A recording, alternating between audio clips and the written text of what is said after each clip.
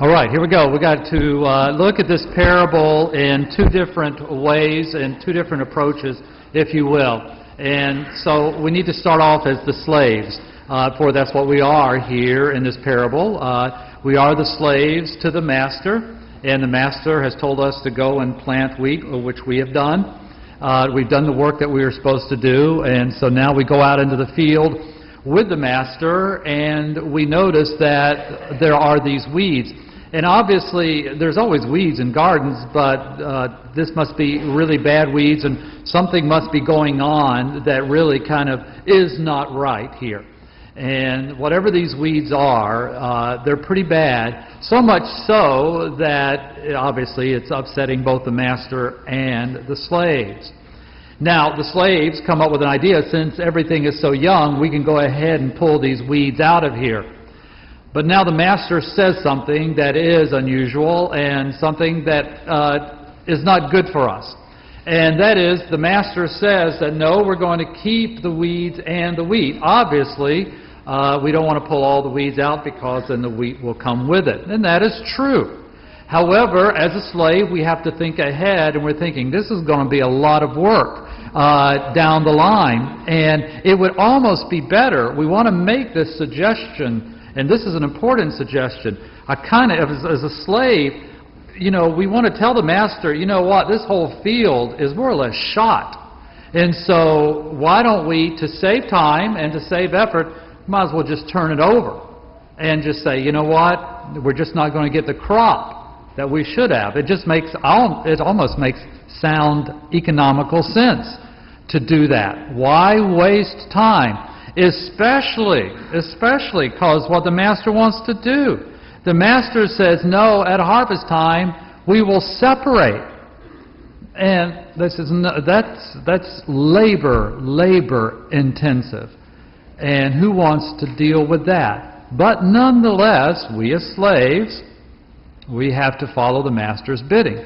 So we might go then back to the fields, and wherever all the fields are, and we're kind of grumbling as we go along because we know that there's a lot of things ahead of us to do. Okay, we'll get back to there in a second. Back to the first reading, the Book of Wisdom. We kind of sort of see the same thing happening as well as the Book of Wisdom is explaining God. There is no God besides you that have the care of all. That's just like the master. Your might is the source of all. That is true. You have mastery over everything. That is true. You judge. That is true. And you have complete power. That is true. So everything that the wisdom is saying more or less backs up the master of the fields. Okay, so we're dealing with somebody quite powerful, and we're dealing with a master that we cannot change the master's mind once his mind is made up. Okay. However, the Book of Wisdom, though, goes on and says, though you are might, though you have all this power, you are the source of justice, and there is a perfection that comes with you. Even though you have mastery over all things, you are lenient to all. That's important. And though you are master of might, you judge with clemency. All right. So once again, another suggestion of the master in the field. Because the master in the field allows the weeds to grow. All right.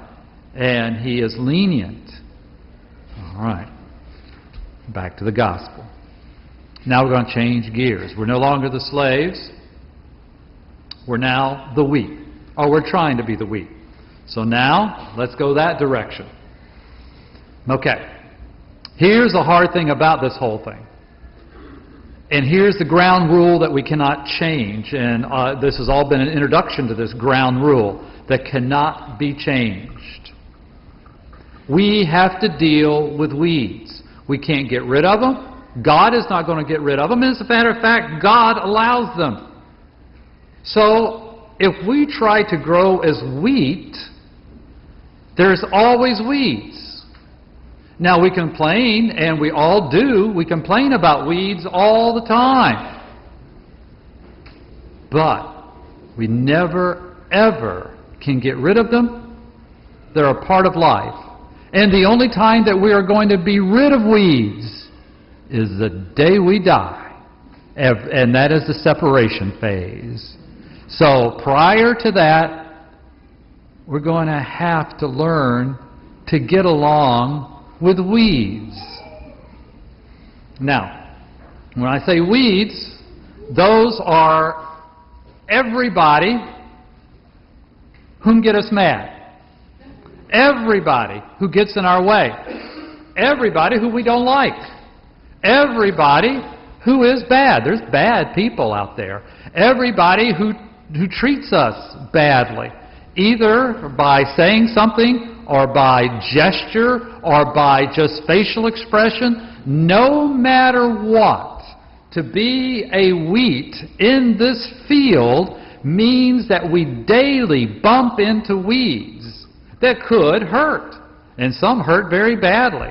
They are bad people who do bad things. And I call them, and I've used this term before, I don't know if I used it with you guys, but I've used the term, they are professional at it. They are professional weeds, if you will. And there's professional bad people. And it sounds, it is humorous in a sense, but in a sense is correct. There are just bad people. Now for us as Christians, we're always trying to look for the good. And, we have this kind of Christian kind of glow, and we think that if I am real good, everybody else around me should be real good. And no, that is not the case. We cannot make anybody do anything they do not want to do. We can influence, but we cannot make. But we as Christians kind of sort of think that, all we got to do is mention the name of Jesus or say something nice and the whole world around us will be nice. Absolutely not. Weeds have to be allowed to be weeds, and God allows them to be so. And in doing that, we get hurt. It is the process of life. And it's a process of living in this world. It is a process of our faith. I want to stand up here and say I can give you some magic words that will make everything just be all right, and I have none. Now, though, however, there is some strength to be had here. Because let's get back to the book of wisdom. For though you are the master of might, you judge with clemency, and with much lenience you govern us. For power, whenever you will, attends you. And here it comes. And you taught your people by these deeds that those who are just must be kind. So back to the wheat field. We are told we must be kind. So we live in this world, in this field, of which we are called to be wheat. Now when we brush up against weeds, now we are instructed that to remain as wheat, we must be kind. Now that is a difficult thing to do. Very hard. Takes practice, but we have to practice it all the time. Because this story is double-edged. We might think that we're wheat when we're really a weed.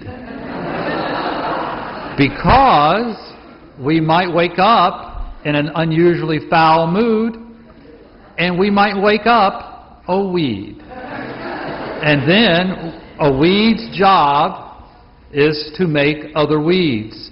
And we do that by spreading our foulness, spreading our anger, spreading our unforgiveness.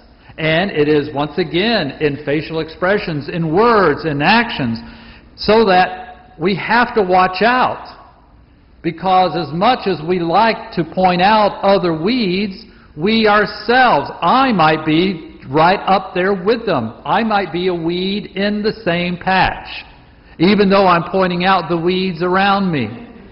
And that is something important that we have to look at. Because we got to beware at the end time. You know, it's that kind of old race to the end. And you kind of want to go across the finish line as wheat. And that's what we want. But we have to watch out. Because the weeds are trying to pull us the other way. And you know what? Sometimes we do the same. Sometimes that's how we react to one another. We are called to be kind.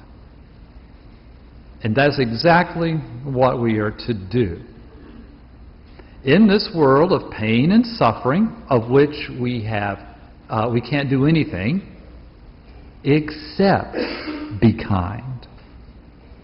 And here's the interesting thing, and here's the wonderful thing. If we are confronted with somebody who is unkind, we're confronted with a weed, sometimes, just sometimes, when we respond in kindness, a transformation happens. They go from weed to wheat through the showing of God's love and His leniency. If we show kindness and leniency, then it can catch on around us. Now, there are exceptions. So this does not happen to the really bad people. Once again, the professionals. They cannot be swayed. If they want to be angry all their life, then there's not much we're going to do about it. And for those who are just angry and professional at it, we can be nice to them, but it will never come back to us. And we shouldn't expect it. So do not expect that. And once again, as Christians, just because we're nice to everybody, do not expect the world will just be all holding hands and we're all in just one big, wonderful transformation. No. It is daily, every day, dealing with each other. It's in the small things, not the large things. I'm not going to, and you're not going to, transform the world. But you know what? We can transform the little bit of field that is around us. So to us, the challenge today is that just as the Master showed leniency, and now I'm glad He did, because now if I go back as a slave, I realize what the Master is doing. He is showing kindness to His field. I wanted to just dig everything up and start again. But the Master is saying, no, no, no. There is something that can happen here. So it is up to me and all of us here that are we going to participate with the Master and make this a nice field